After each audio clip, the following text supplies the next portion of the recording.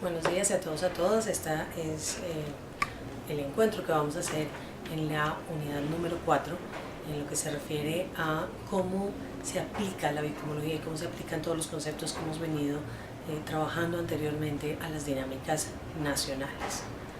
Lo que debemos decir en primera instancia, y que es probablemente el concepto más importante en esta unidad, es que aunque, por ejemplo, vimos que hay tratados internacionales, que existe el derecho a los derechos humanos, que existe el derecho internacional humanitario, que la Corte Penal Internacional es supremamente importante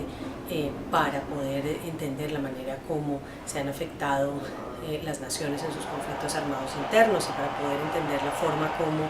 hemos funcionado las naciones, que hemos tenido diferentes tipos de víctimas y que en el concierto internacional eso tenga un peso, es importante que tenga un peso. Lo que sí es cierto es que dentro de esas dinámicas, todo lo que suceda a nivel externo va a estar basado en las condiciones sobre las cuales una nación se considera ella misma.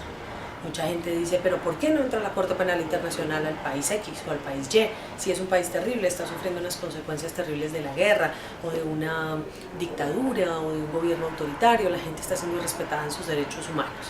Bueno, pues la primera razón es porque según la legislación internacional, para intervenir una nación, esa nación tiene que demostrar que es absolutamente incapaz de manejar sus propios sistemas. Y pueden ustedes imaginarse lo que eso significa en términos amplios. O sea, cómo logra el sistema internacional decir es que ese país no puede con su sistema judicial, no puede con su sistema legislativo, el ejecutivo está totalmente enloquecido, entonces no es una nación viable, digamos que sus instituciones están absolutamente ahogadas y no puede responder por ella misma. Es muy difícil que la Corte Penal Internacional, basada en todas las herramientas que tiene tanto los derechos humanos como el derecho internacional humanitario, como el Estatuto de Roma, se permita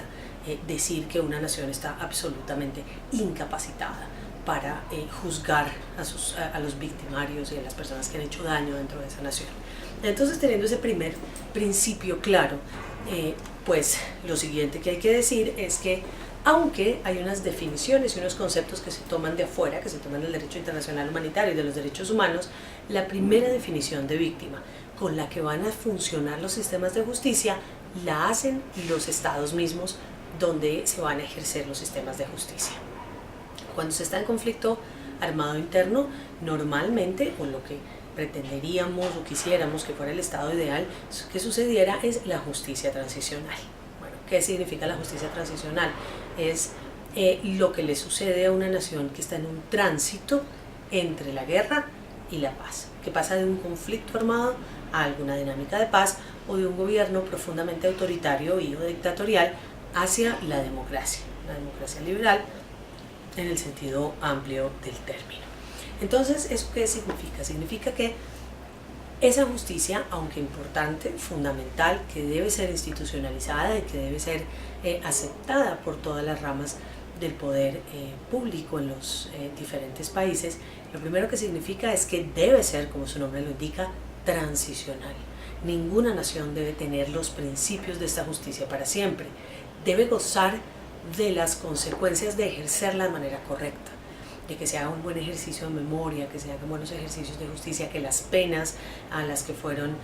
condenados los victimarios hagan sentido para esa sociedad. Pero esas son consecuencias que se van a quedar siempre en una nación. Pero no debemos tener la expectativa de que una nación esté muchísimos años, 40, 50 en justicia transicional, porque si eso es así, entonces no había una nación que tuviera una dinámica madura para tener una justicia transicional. Y a veces, precisamente por las bondades que ella tiene, sus principios que son verdad, justicia, reparación y garantías de no repetición, esas bondades que tienen esos principios y el ejercicio de la justicia transicional, pues una nación creería o pensaría que debería estar ahí por siempre. Entonces, es difícil, es complicado cuando se hacen unas políticas públicas que no tienen, por llamarlo de alguna manera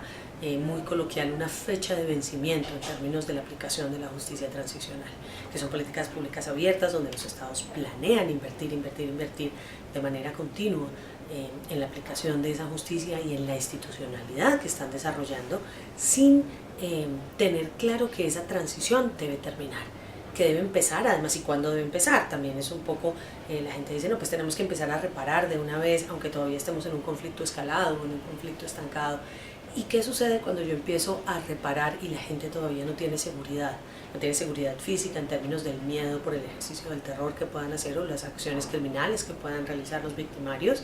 pero tampoco tienen seguridad percibida, tampoco se sienten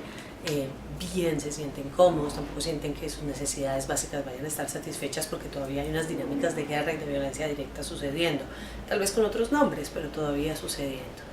Entonces es difícil, es complejo aplicar una justicia transicional en una nación que todavía está en guerra. Es importante que los efectos, digamos por lo menos una base de los efectos de la violencia directa hayan sido controlados para poder empezar a hacer un sistema de justicia transicional que realmente cumpla con su objetivo, que es la justicia para las víctimas. Cuando estamos hablando de justicia transicional, esencialmente de lo que estamos hablando es de que las víctimas y los victimarios se encuentren en unos lugares donde el ejercicio de las definiciones que haga esa nación de justicia transicional les permita transitar de manera tranquila a esa paz. Y cuando pasen los 10 o 15 años que debe durar o 20 años que debe durar esta justicia, entonces sí realmente se haya armado una sociedad amplia, una sociedad democrática, una sociedad que pueda resolver sus conflictos y que pueda resolver sus diferencias desde la negociación, desde el diálogo, desde el consenso y no desde las balas o desde las dictaduras. Entonces, sabiendo esas dos cosas, primero que la definición de víctima es profundamente basada en los principios de una nación, en su carta constitucional y que se expresan en una política pública, y sabiendo que debido a esto el sistema internacional no puede intervenir si esa nación no está definitivamente en total caos, de tal manera que no pueda rendirse a ella misma algunos elementos básicos de justicia, pues es que se empieza a trabajar con las víctimas. ¿Quién es esa nación? ¿Cuál es su sistema? ¿Cuál es el diseño institucional que tiene una nación que empieza a buscar la reparación de sus víctimas? Porque en últimas, independientemente de cuál sea el sistema judicial que esté aplicando en ese momento, el transicional, el restaurativo, el distributivo, lo fundamental de cualquiera de estos sistemas es que busca la justicia para las víctimas. Y buscar la justicia para las víctimas está permeado por la reparación, buscar reparar. La pregunta importante es, ¿qué se repara en medio de un conflicto armado? ¿Qué se repara de un delito? Una de las primeras cosas obvias y de las cosas que estamos diciendo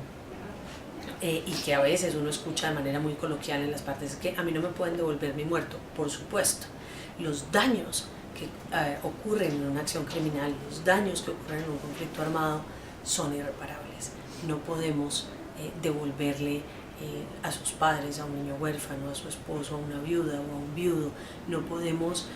incluso si las personas que fueron desplazadas de sus territorios y que fueron despojadas después de todo un proceso legal y un proceso en el que los victimarios aceptan sus responsabilidades y el Estado se encarga de generar un buen retorno y son restituidas a sus tierras, igual esos tiempos sobre los que no estuvieron en sus tierras no pueden ser devueltos, igual el dolor que les causó ese desarraigo, las consecuencias, las enfermedades, todas las cosas que sucedieron por esos desarraigos, pues eso es absolutamente irreparable. Entonces,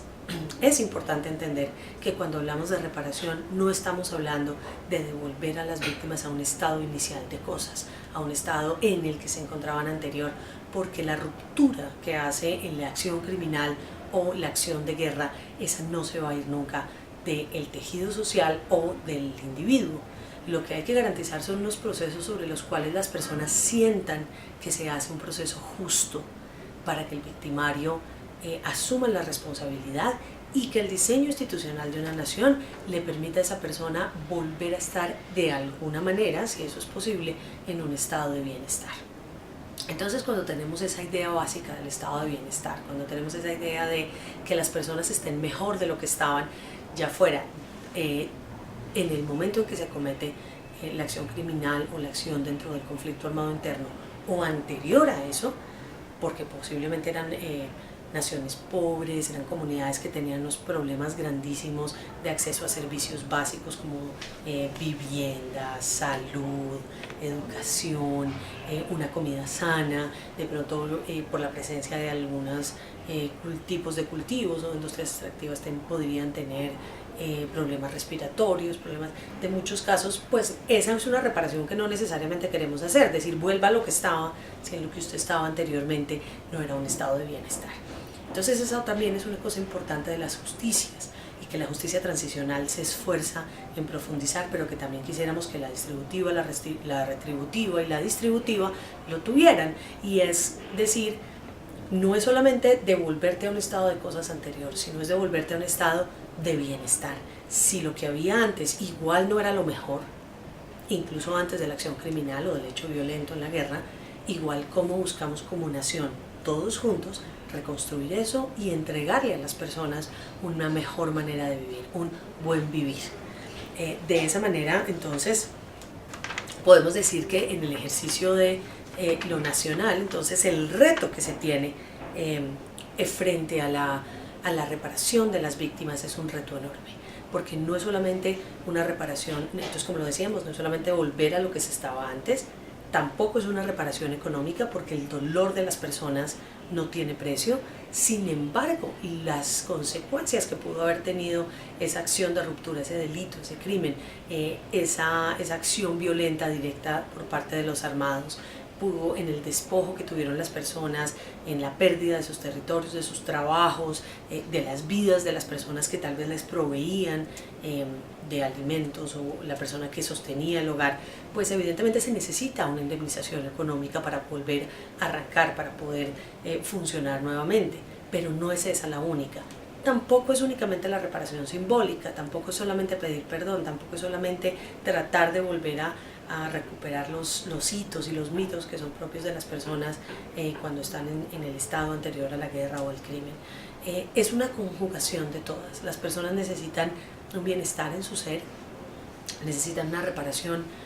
que les permita, o unos momentos que les permitan llegar a algún tipo de paz, algún tipo de tranquilidad, que muchas veces se logra cuando se siente que el sistema judicial, que la justicia que se aplicó es una justicia realmente seria, es una justicia que te da el sentido de satisfacción, digamos, de decir, esta persona está pagando una condena que es acorde con el daño cometido. Y para eso hay que hacer toda una realidad en política pública y en hacernos entender a todos, tanto a la sociedad civil como a las víctimas como a los victimarios, que eso es de alguna manera lo justo para lo que todos necesitamos. Entonces, en ese sentido, lo justo, necesito justicia en términos jurídicos, necesito aplicación de la justicia jurídica, transicional, retributiva, restaurativa o distributiva. Necesito indemnización económica para volver a empezar, se necesita como individuo y como colectivo, se necesita una reparación simbólica en la que volvamos a armarnos en nuestros mitos, en nuestros ritos, en nuestras dinámicas sociales, en lo que éramos antes de estas rupturas y que podamos volver a funcionar. Y eso es lo que se conoce como la reparación integral. En últimas, esa es la búsqueda que tiene que hacer cualquier justicia a la que sea sujeta un individuo, ya sea un sujeto víctima individual o colectiva. Debemos buscar que tenga una reparación integral,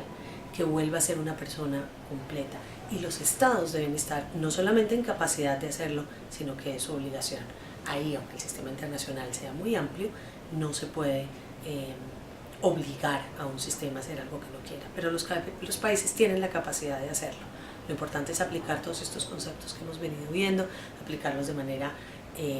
rigurosa, disciplinada, y vamos a acompañar entonces de esa manera a las víctimas a que logren el objetivo final, que es la reparación integral. Muchísimas gracias.